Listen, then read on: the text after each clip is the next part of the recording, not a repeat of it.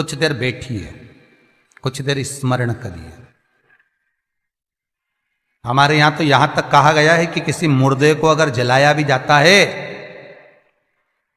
तो कपाल क्रिया तक रुकना पड़ता है कि थोड़ा रुकिए, कोई पीछे से आकर कुछ कर ना जाए।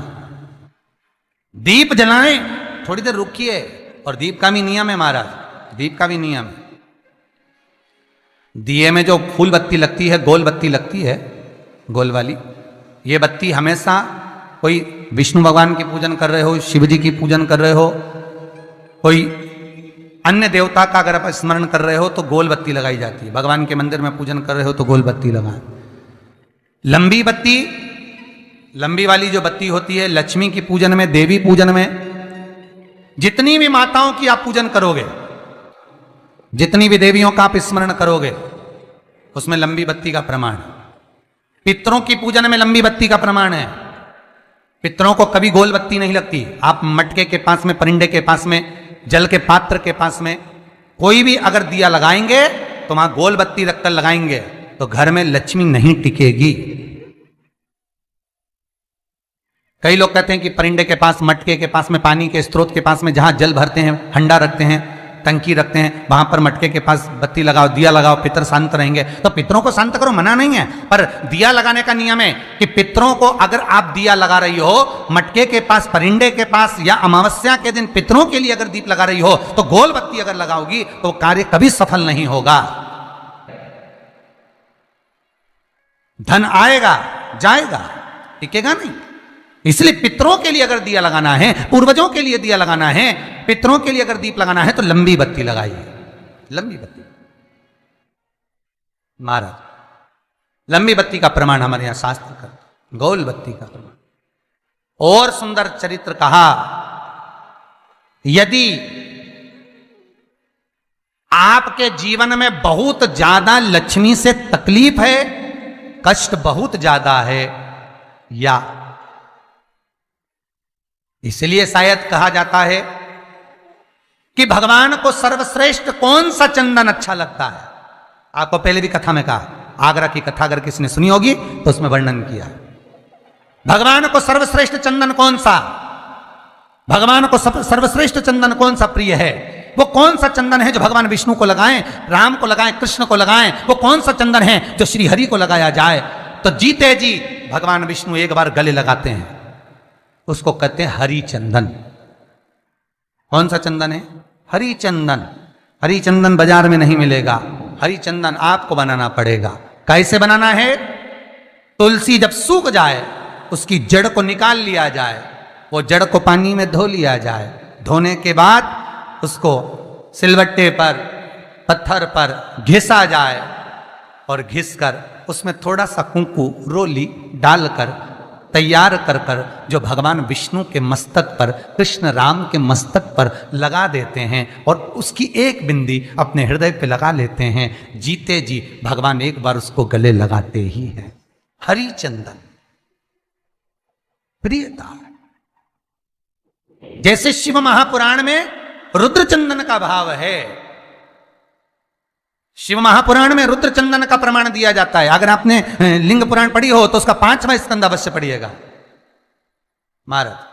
और शिव महापुराण अगर पढ़ रहे हो तो उसका कुमार खंड पढ़िएगा, जिसमें रुद्र चंदन का प्रमाण है। रुद्र चंदन कैसा? रुद्र चंदन का प्रमाण कैसा? तो महाराज कहा, चंदन घिसकर, पीला चंदन घिसकर उस चंदन को 3 मुखी रुद्राक्ष पर लपेट लिया जाता। 3 मुखी रुद्राक्ष पर उस चंदन को लपेटा जाता। लपेटोगे उसके बाद उसको ऐसा गोल करोगे तो एकदम चिकना हो जाएगा, एकदम चिकना, ठीक है, एकदम चिकना हो जाएगा। और उस चंदन को आप शिवरात्रि के दिन, और कोई से भी महीने की शिवरात्रि, किसी भी महीने की हो, सब फलदायी होती है। अगर आप पंचांग में देखेंगे तो शिवरात्रि लिखी हुई आती है, हर महीने शिवरात्रि पड़ती है। किसी भी महीने की शिवरात्रि पर रुद्र चंदन, अर्थात जो चंदन का आपने 3 मुखी रुद्राक्ष में लेपन करा है, उसका गोला बनाया है, वो चंदन अच्छा मोटा मोटा कर लेना, अच्छा बढ़िया, ऐसा नहीं कि थोड़ा बहुत ही लगाओ, पूरा रुद्राक्ष दिखना नहीं चाहिए, पूरा लपेट कर उसको शंकर के शिवलिंग पर ले जाकर रख दीजिए। और फिर धीरे धीरे शंकर भगवान पर जल अभिषेक करना प्रारंभ कर दीजिए। वो चंदन पूरा धीरे धीरे शंकर के शिवलिंग पर डलना चाहिए। शंकर के मूल मंत्र श्री शिवाय नमस्तुभ्यम का जाप करिए। यह कहलाता है रुद्र चंदन। इस चंदन के अभिषेक से महाराज जो काम नहीं होता आप कर कर उस कार्य को प्राप्त कर सकते हो, सिद्ध कर सकते हो। रुद्र चंदन, हरि चंदन, रुद्र चंदन, ये वो चंदन है जो जीवन का सुख प्रदान करने वाले हैं, हरि तत्व देने। मंगल है, राहु है, केतु है, दशा बेकार चल रही है, लक्ष्मी नहीं आ रही, कष्ट बहुत है, फैक्ट्रियां नहीं चल रही, कहीं मत जाओ, मेरे शिव की शरण में जाकर एक बार शिव महापुराण को पूरी सुनो।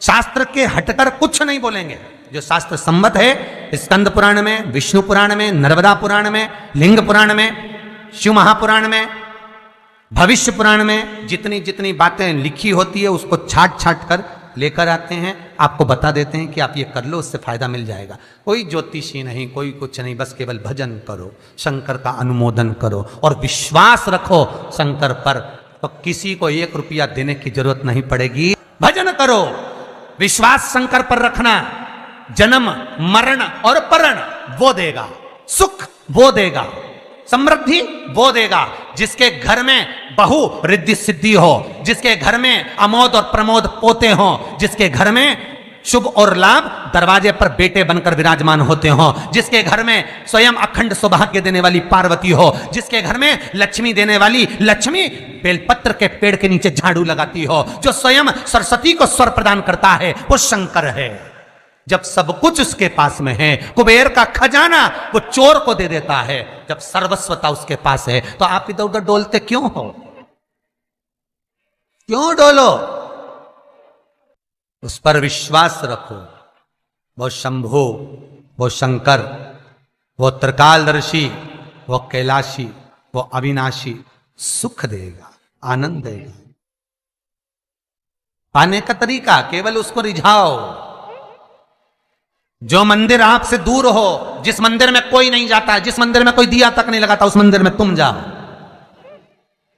और उस मंदिर में एक दिन जाकर प्रकाश कर कर आना, एक बार दिया जला कर आना, मंदिर की सफाई कर आना, शंकर जी पे जल चढ़ाकर उनको स्नान कराकर, कोई पत्ती पेड़ पौधे के पास में हो तोड़ के चढ़ाए आना। 2-4 बार कर कर देखना कितना शांति, कितना धीरज, कितना आनंद, कितनी समृद्धि, कितनी लक्ष्मी मिलती है। तुम करोगे तुम्हारा पेट भराएगा, हम करेंगे हमारा पेट भराएगा। स्वयं करिए। तो ब्रह्मलोक के देवता ब्रह्मा हैं, बैकुंठ के देवता भगवान विष्णु हैं, और मृत्यु लोक का अगर कोई देव है तो वो महादेव है, केवल शंकर, केवल शिव, मृत्यु लोक का देव। अभी एक विचार करो, तुम्हारे घर में अगर थोड़ी सी तकलीफ आई तो सबसे पहले अमेरिका में लड़का रह रहा वो आएगा क्या? पूना में बच्चे रह रहे हैं वो आएंगे क्या? इंदौर में बेटी रह रही वो आएगी क्या? उज्जैन में कोई रह रहा है वो आएगा क्या?